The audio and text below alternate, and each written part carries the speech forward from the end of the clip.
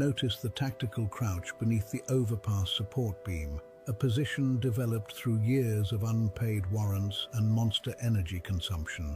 He remains perfectly still, believing that if he cannot see the police cannot see him. Well, I mean, that's kind of how it works, yeah. A fascinating defense mechanism rarely successful in the wild. On this episode of Tweaker Geographic, a lone specimen is seen having a territorial dispute with a trash can. He throws a mean leg chop, followed by a right hook, like he's training for a Saturday night UFC debut. The trash can fights back, knocking down his inebriated opponent, making it the new undisputed champion. On this episode of Tweaker